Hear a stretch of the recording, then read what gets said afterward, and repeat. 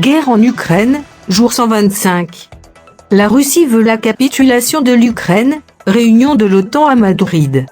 La Russie a dit mardi viser la capitulation de l'Ukraine au lendemain d'une attaque qui a fait 18 morts dans un centre commercial du centre du pays, l'OTAN ayant dénoncé la brutalité de Moscou au premier jour d'un sommet crucial à Madrid. Bonjour et bienvenue sur la chaîne S Magazine TV. Pour ceux qui ne sont pas encore abonnés, cliquez sur le bouton et activez la clochette pour ne rien manquer de notre prochaine vidéo. C'est ce que vous devez savoir. Le sommet de l'OTAN doit envoyer un message d'unité et de force, lance Macron. L'oligarque russe Oleg Deripaska qualifie d'erreur colossale le conflit en Ukraine. L'Ukraine récupère 17 prisonniers dans le cadre d'un échange avec Moscou. L'Ukraine face à une brutalité inédite en Europe depuis la Seconde Guerre mondiale, selon le secrétaire de l'OTAN. Le Kremlin arrêtera son offensive quand l'Ukraine capitulera. Emmanuel Macron, la Russie ne peut et ne doit pas gagner, les sanctions maintenues aussi longtemps que nécessaire. Le G7 veut augmenter pour la Russie les coûts de la guerre contre l'Ukraine. Le Canada versera une nouvelle aide financière à l'Ukraine.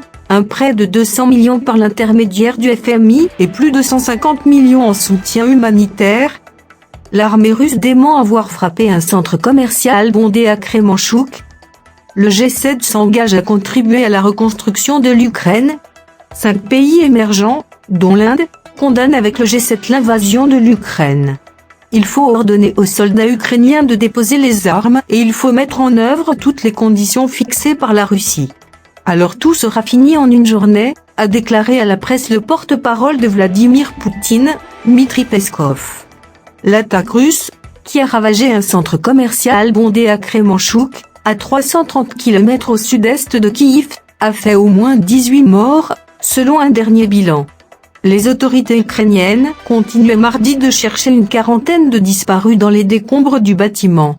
Ce bombardement est l'un des actes terroristes les plus éhontés de l'histoire européenne, a dénoncé le président ukrainien Volodymyr Zelensky, en demandant que la Russie soit désignée comme État parrain du terrorisme après cette frappe sur une ville paisible, un centre commercial ordinaire.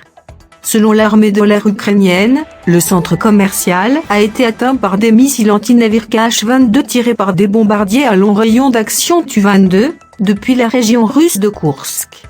Les autorités russes ont démenti de leur côté avoir touché un centre commercial, assurant avoir détruit avec des missiles de haute précision des entrepôts d'armement livrés par les Occidentaux. Depuis le début de l'invasion de l'Ukraine, Moscou rejette toutes les accusations de frappe visant des civils.